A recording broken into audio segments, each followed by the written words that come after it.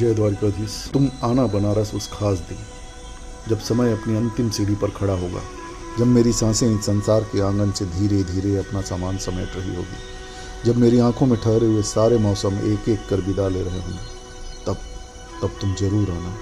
मैं मिलूंगा तुम्हें मणिकर्णिका की उस प्राचीन धरती पर जहाँ सदियों से जीवन और मृत्यु एक दूसरे का हाथ थामे आलिंगन करते हैं। मैं मिलूंगा तुम्हें अंतिम बार लेटे हुए, बिल्कुल शांत, बिल्कुल निष्पन्द, जैसे कोई थका हुआ यात्री बहुत लंबी यात्रा के बाद आखिरकार विश्राम में चला गया।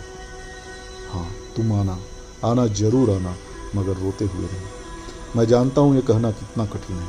मैं जानता हूँ कि तुम्हारे भीतर उस समय कितना शोर होगा, कितनी कराहें होगी, कितनी करुणा होगी जिन्हें तुम दुनिया से छिपाने की लाख कोशिश कर रही हो। कितने प्रश्न होंगे जिनका कोई उत्तर नहीं होगा।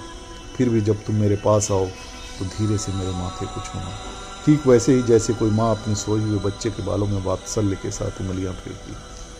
मेरे बरसों की थकान को अपनी हथेली में समेट कर कहती है, अब सो जाओ, मैं यहीं हूँ। उस पल मैं कुछ सुनने नहीं आऊँगा, कुछ कह भी नहीं पाऊँगा, मगर मुझे विश्वास है कि आत्माएं स्पर्श को पहचानती है। तुम्हारी उंगलियों का वह स्नेह मेरी अंतिम यात्रा तक मेरे साथ जाएगा। तुम्हें मेरे माथे को सहलाना और उसी स्पर्श में अपना सारा वात्सल्य उड़ेल देना।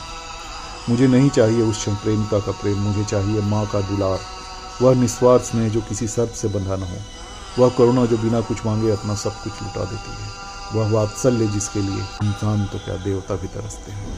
मैं चाहता हूँ कि उस अंतिम क्षण में मैं तुम्हारी हथेलियों में वह सारा मातृत्व महसूस कर सकूँ जिसकी तलाश शायद हर मनुष्य जीवन भर करता है। तुम कहना कुछ मत, मौन होना, बस मेरे पास बैठ जाना, और यदि तुम्हारी आंखों में आंसू निकल भी आए तो रोकना नहीं, उन्हें गिर जाने देना।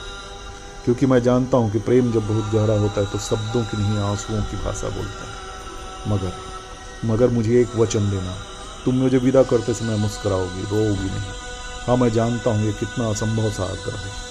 जानता हूँ कि तुम्हारा मन भीतर से टूट रहा होगा। जानता हूँ कि तुम्हारी आत्मा मुझे पुकार रही होगी। जानता हूँ कि उस क्षण तुम्हारे भीतर एक लंबी अनंत कराह उठ रही होगी, मत जाओ, मत जाओ, मत जाओ। मगर फिर भी मैं चाहता हूँ कि तुम मुस्कुरा दो, क्योंकि मैं अपनी अंतिम स्मृति में तुम्हारा दुख नहीं, तुम्हारी मुस्कान लेकर जाना चाहता हूँ। मैं चाहता हूँ कि जब अग्नि मुझे अपनी गोद में ले, अपनी आगोश में समेटे, तब मेरी आत्मा ये देख कर जाए कि जिसने मुझे सबसे अधिक चाहा उसने मुझे सबसे अधिक साहस के साथ विदा भी किया। तुम्हारी वह मुस्कान मेरे लिए किसी मंत्र से कम नहीं होगी, किसी आशीर्वाद से कम नहीं होगी, किसी मोक्ष से कम नहीं होगी। और तब उस धुएं के उठते बादलों के बीच शायद मैं आखिरी बार तुम्हें देखकर मुस्कुरा सकूं, तुम्हारी कांपती हुई पलकों को, तुम्हारी भीगी हुई मुस्कान को, और तुम्हारी उस चुप्पी को जिसमें हजारों अधूरे वाक्य छिपे होंगे, और मैं मन ही मन कहूँगा, देखो अब मैं जा रहा हूँ। हाँ, अंतिम बार जा रहा हूँ, मगर तुम्हारे प्रेम को यहीं छोड़ कर नहीं, बल्कि उसे समेट कर अपने साथ लिए जा रहा हूँ। क्योंकि कुछ प्रेम कहानियाँ साथ रहने से पूरी नहीं होती, वे स्मृतियों में जीवित रहकर पूरी होती हैं। वे विरह में खिलती हैं, वे अनुपस्थिति और विरह को समेट कर गहरी होती जाती हैं। तो तुम आना उस दिन जब मैं चिर शांत होकर लेटा रहूं, बनारस की हवाओं के बीच, गंगा के किनारे, मणिकर्णिका की उस शाश्वत अग्नि के पास। और जब तुम मेरे माथे को सहलाओ तो मैं भले ही मौन रहूं, मगर मेरी आत्मा तुम्हारी हथेलियों से लिपट कर यही कहेगी, शुक्रिया इस जीवन में आने के लिए, मेरे अकेलेपन को अपना घर बनाने के लिए, मेरी खामोशी को सुनने के लिए, और मुझे ऐसे विदा करने के लिए जैसे कोई माँ अपने बच्चे को गहरी नींद में सुलाती है।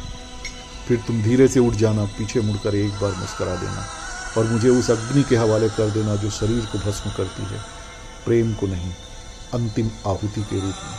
क्योंकि प्रेम न गंगा में बहता है, न राख में बदलता है, और न समय से हारता है। वह तो बस रूप बदलता है।